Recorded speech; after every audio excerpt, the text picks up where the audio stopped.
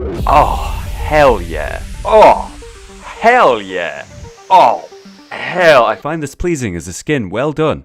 Hi guys, about a week ago I shared with you the fact that I had played the new map in Paragon, back when I went to Epic HQ for the open beta launch event. Now, we talked about the map as a concept, what I remembered that felt radically different to that of Agora, and of course, we checked out some of the stuff from the community, such as Jay Leo's great visual for how he remembered the map. But today, we're saying, fuck remembering stuff from 2 months ago, we actually have visuals at last. Paragon released the post, The Road to Monolith, this being part 1. So at last, we can say the name of the map.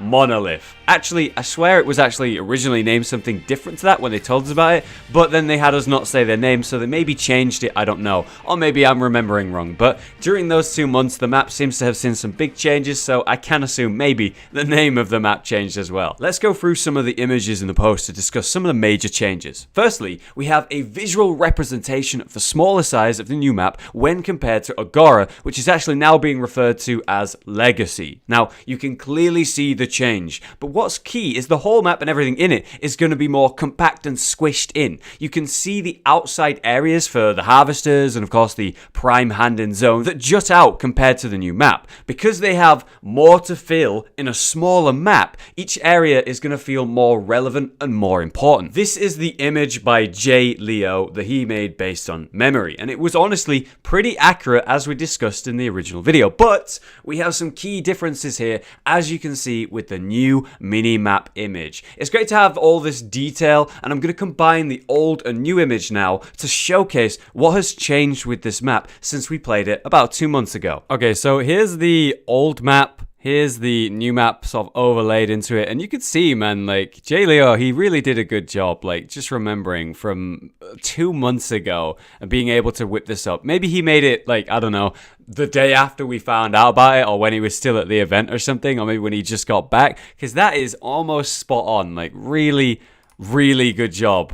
So these half circles are going to be where the camps are. They're more defined. So we want half circles like that. Right here, I'm not really convinced about. But here and here, these 2 white spots right here, that seems to be where camps are. Maybe here on this half circle as well. This is a more open area. But this half circle right here as well. There's just a lot more going on in the jungle itself, which is nice to see. But the main thing is, gold buff doesn't appear to have a defined spot unless it was right there. So the new spot for gold buff could actually be on this more obvious half circle. That could be the new spot for gold buff, or it could have been completely removed. Either way, we do know that the area around the lanes on the outside are completely different. So if it was there, then it would be here on this side as well. Now, if we actually have a look at the older map, this is where green buff was. So maybe not gold buff, but actually green buff in this spot right here on each side. But as you can see, there doesn't seem to be a defined spot for green buff at all.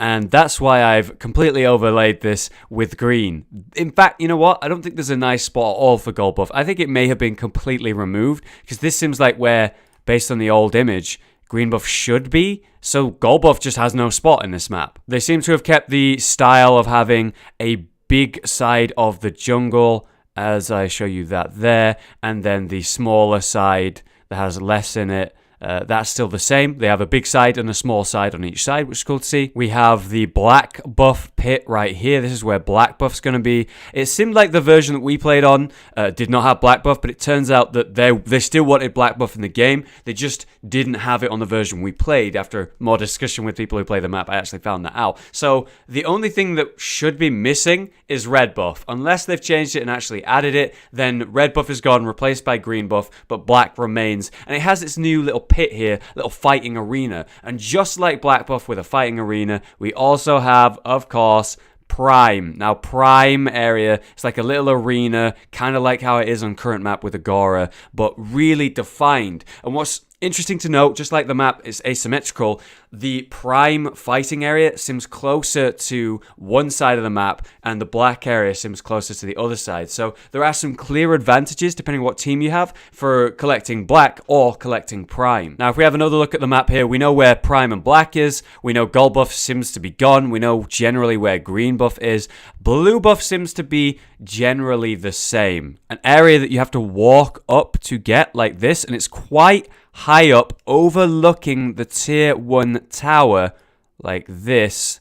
like from this lane right here, from mid, you just go boom, and then you'd be there, right? Now you can't do that. You have to go from the middle, like obviously where they can see you, go all the way around, and there's a wall as it leads up, kind of hemming you in. So if you do go for blue buff and the enemy mid sees you doing it and has an advantage in the fight, they could just follow you and kill you while you're attacking it, or a jungler perhaps. I like that it's so close to mid because it means your mid lane could get blue so consistently and easily, but I also like that it's really obvious when you're going for it as well. And the fact that it looks like the terrain is going to get higher, so the blue buff is still overlooking a big portion of the map while you're up there. You can see a lot. Really cool feature, really like that. We can also see that they've kept the line that goes down mid in a more zigzag pattern. There is a lot more line of sight that you can use to break line of sight in the middle of a fight. We see the roots here on the side of the lanes like this to actually attack and gank the mid lane from either side, which is really nice.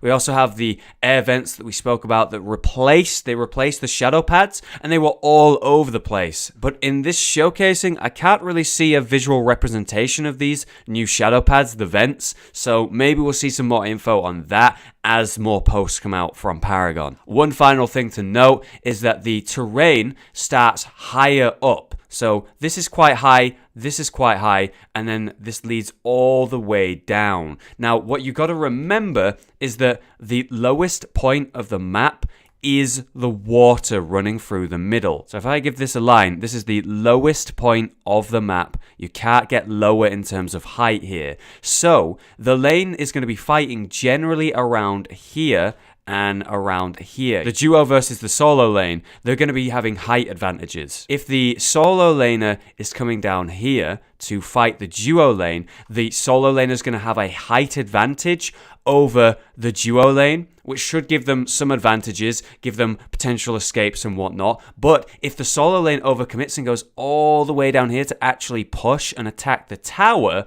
they're actually going to be much lower down, and people could come from here to jump up over this platform and come in behind them. And, you know, the same on the other lane over here as well. But if you're not going to use that, you actually have to go all the way up here, which is a height terrain thing. Again, you're coming from the lowest point, which is the water. You're climbing a ramp type thing. You climb a ramp, you climb a ramp, then you're in lane. This lane right here is quite high up, but it goes down a very steep slope. So that's something you don't really see in this visual, so I wanted to just sort of explain that. It's good to see the obvious changes with a map. Now, gold buff, you know, it was way too strong and absolutely needed a change, but looking at this, it may be the case that they completely removed it, which should be pretty interesting. We'll see. The major aspect of the new map compared to the old is the fact that it's asymmetrical. Unlike Agora, which is just shy identical on each side, this map has obvious differences. Epic explained that having an asymmetrical map gives us more, quote, defined dynamic experiences, which will result in dramatically different gameplay based on where you are in the map. That sounds awesome. Each area will be unique, with different heights, terrain, functionality. It felt great to play on, but more variety is definitely a good thing. But the fact that these different heights might give you cool escapes or chases, you know, using your jump abilities, or even give people advantages based on where they are. Don't do it, Twin Blast! I have the high ground. I'm instantly going to be watching all the pros who stream play this map to understand where these advantages actually are. But finally, while we're here, let's actually look at the concept art for the map. Now, the visuals of the version we played on were far from finished. Mostly it was yellow and green and honestly reminded me a lot of Agora in its color scheme. And this looks radically different to what I played. These big pillars, the monoliths, are news to me and look fantastic. The red leaves giving it a feeling of evil to the area, almost like ash. That's why I'd like you to look at the minimap again briefly and look at how one side is actually dark and one side is light. I think they may have created a bad side and a good side, a dark side and a light side, similar to that of Dota, you know, the green lush forest versus the dark and dead forest. I love that visual change in the map, and I'd hope to see that in Paragon. I might be remembering this wrong, but I swear I remember playing on the map back when we played it 2 months ago, where my spawn felt really shiny and clean and white and heavenly, right? Now, that was the unfinished design, sure, but I'm thinking that, you know, one might be this evil red ash side, and then the other might be a bright angelic side. Again, I could be wrong, but I'd love to see this in game. Epic ended the post letting us know that they're gonna be able to follow up with more posts about Monolith in the future weeks, discussing things like the safe lane, the mid lane, the off lane, the jungle, the systems overhaul, and art plus visual design. It's really cool to hear phrases like the safe lane, because that's something I've been referring to red lane as for a long time. The safe lane, where you go as a duo to farm, more safe than the solo lane, which is scary because you can be ganked. But that didn't really work in Agora because it was fucking symmetrical. Really, it was just the blue lane and the red lane. One wasn't any safer or unsafer than the other. But now with a new design, there is key differences, and one lane is a lot safer to go in compared to the other. It's going to be really interesting. It's going to change up the gameplay and who goes where. But either way, it seems like we're going to get 6 more posts dedicated to each of these topics to really dive into the changes and why they made them, which is awesome to hear as always. Epic are really open with us, so I'm sure we're going to hear what we need to. But thank you very much for watching and listening to my video. I hope I could share some info that you maybe didn't know just yet, or help build that hype for this map. It's going to be a huge change for Paragon, but in my opinion, a much needed one. So, I will see you guys next time.